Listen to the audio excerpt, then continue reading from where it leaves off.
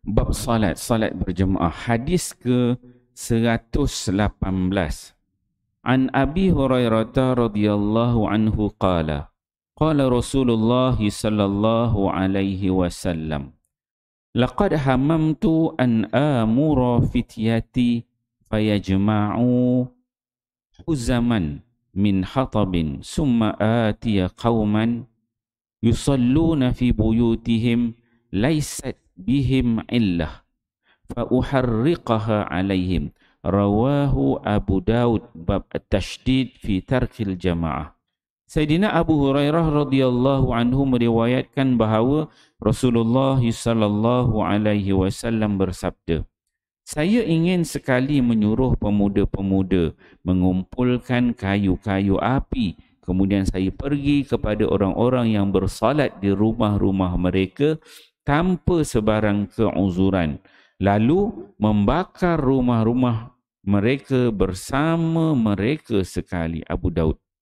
An Abi Hurairah radhiyallahu anhu qala Rasulullah sallallahu alaihi wasallam, man tawadda'a fa ahsana al-wudu'a summa atal jum'ah fastama'a wa ansat ghufira lahu ma bainahu wa bainal jum'ah wa ziyadatu salasati ayyam wa man massal hasa faqad lagha.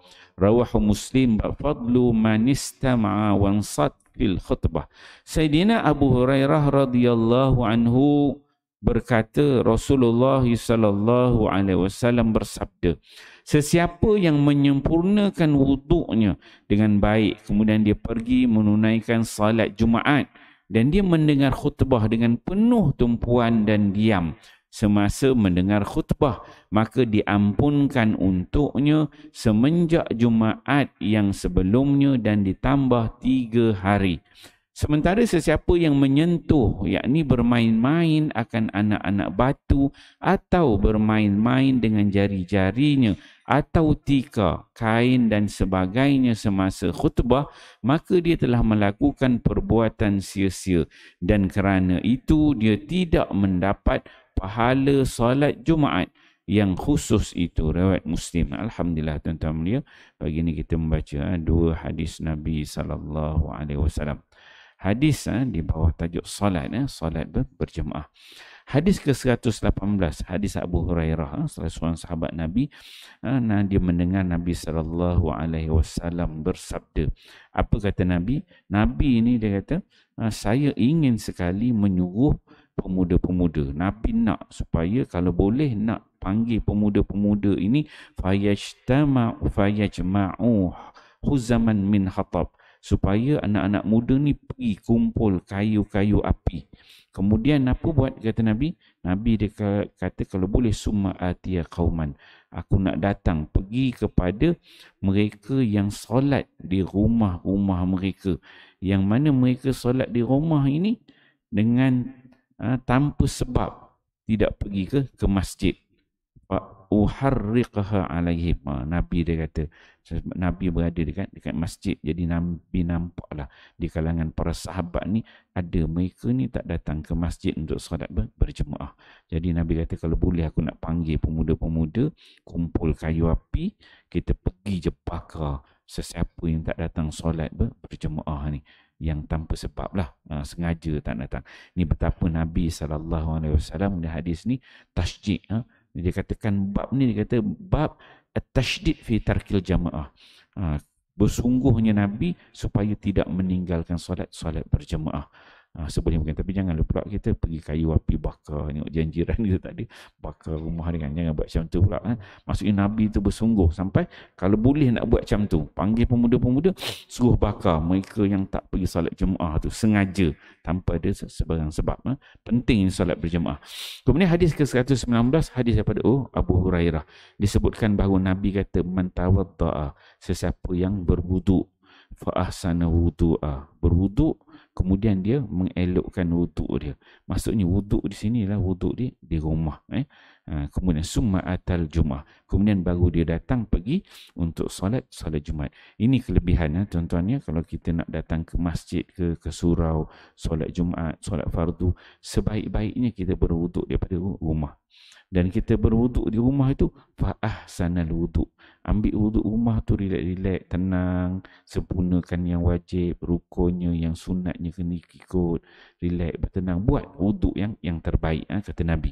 Kemudian summa atal Jumaat, kemudian baru datang pergi solat Jumaat, kata Nabi.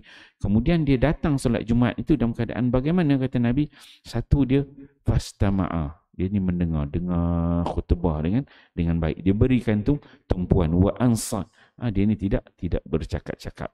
Dua, dia dengar, kemudian dia bercakap-cakap, tidak bercakap-cakap. Kan, dia ni kadang-kadang ada orang dia duduk tu khutbah dia cakap-cakap, dia kata tak kisah, dia sambil-sambil cakap tu dia boleh dengar khutbah. Ini adab kita dalam bila berkhutbah. Bukan khutbah aja tuan-tuan, semua majlis-majlis ilmu tu kan kita kena ada adab. Adab pertama dengar, kedua diam. Dia ada dua. Kadang-kadang orang dia dengar sambil tu dia bercakap-cakap. Tak nak macam tu, ni adab. Majlis ilmu, tazkirah, ada taklim, dengar. Kalau kita rasa kita nak cakap, kita rasa alamak boring lah tazkirah ni, kuliah ni memang tak best, mengantuk, kita keluar pergi cakap, sembanglah kat luar. Jangan tengah orang majlis tu yang ni bercakap, yang tu cakap, pergi sini, itu tak ada adab. Tak ada adab, kita kena jaga adab. Cakap pula bukan slow-slow tu, bercakap suara dia lagi kuat daripada suara ustaz tu kat depan kan. Ni lagi penyakit ada macam tu. Bukan orang sini lah, orang jauh lah. Ini dekat Mongolia sana kan. Kat Mongolia, orang sini kan. Orang tengah tazkirah sini, dia kat sana macam buka satu tazkirah lain pula kan. Astagfirullah. Berlaku sebenarnya, berlaku. Jadi kita jaga adab. Kalau kita rasa tak selesa nak cakap, kita keluar lah, kita sembang. Tak ada kita tidak dipaksa duduk untuk mendengar tazkirah kan. Kan, kalau budak sekolah lain lah, dia memang kena wajib datang sekolah kan. Kita masjid, kuliah ni tak ada siapa dia wajib pun duduk. Rasa tak selesa, keluar sembang kan. Kalau telefon ke kan, tiba-tiba tengah-tengah kita duduk ni ada orang telefon, ambil telefon, keluar. Orang nampak kita pangkat dia telefon. Nabi dia ajar, Nabi dia ajar, kalau kita ni ada, kalau dalam solat pun tiba-tiba kita katakan terkentut ke terbatal ke kan, kita kena ada adab, kita angkat tangan. Ada adab yang diajarkan menunjukkan kita ni ada keuzuran. Itu dalam solat. Dan solat. Kita nak keluar supaya orang tahu, contohnya kita berada saf kat depan, kita nak keluar ke belakang kan. Ada adab yang Nabi tunjuk, angkat tangan, menunjukkan sesuatu, kita tutup mulut. Ada sesuatu tanda yang menunjukkan kita ni uzur. Contohnya kita majlis, tiba-tiba ada orang call, alamak penting, dah lah aku duduk kat depan lah tu kan, alamak nak keluar segan. Tak, kita ambil handphone buat angkat itu semua. Jadi orang nampak, oh dia ni ada orang call. Itu adab. Kan? Jadi orang tak ada tengok tiba-tiba. Kadang-kadang kita ni majlis kita duduk kat depan, tiba-tiba sebentar kita keluar. Berasa tak orang bercakap kat depan. Orang ceramah tu berasa. Sebab saya biasa ceramah kan.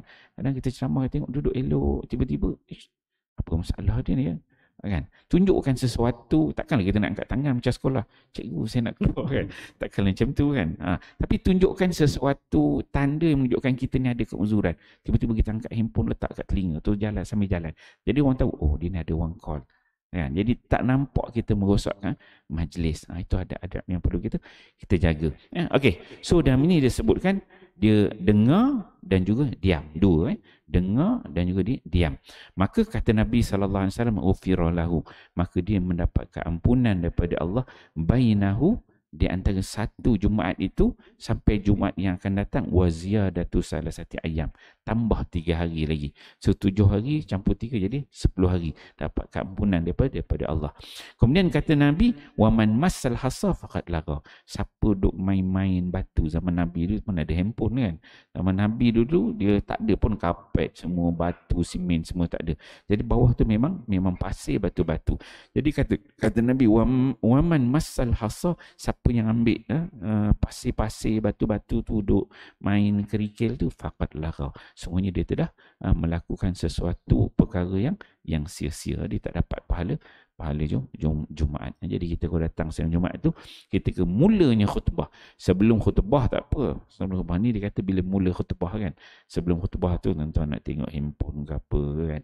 Masih tak ada lagi termasuk tertakluk. Bila khatib naik je dia bagi Assalamualaikum, masuk tu nak mula khutbah kan. Handphone tutup, buat silent, semua mood kan, dia fokus kepada apa yang nak sampaikan. InsyaAllah tuan-tuan mulia, kita fahami hadis ini, amal dan sampaikan. Wallahu a'lam. Subhanallah. Wa'asim. Illallazina amanu Allah sallallahu. Sallallahu ala Muhammad. Sallallahu alaihi wasallam. Sallallahu ala Muhammad. Sallallahu alaihi wasallam. Ya Nabi salam alaika. Ya Rasul salam alaika. Ya Habib salam alaika. Sallallahu alaika. Sallallahu ala Muhammad. Sallallahu alaihi wasallam. Sallallahu ala Muhammad. Sallallahu alaihi wasallam.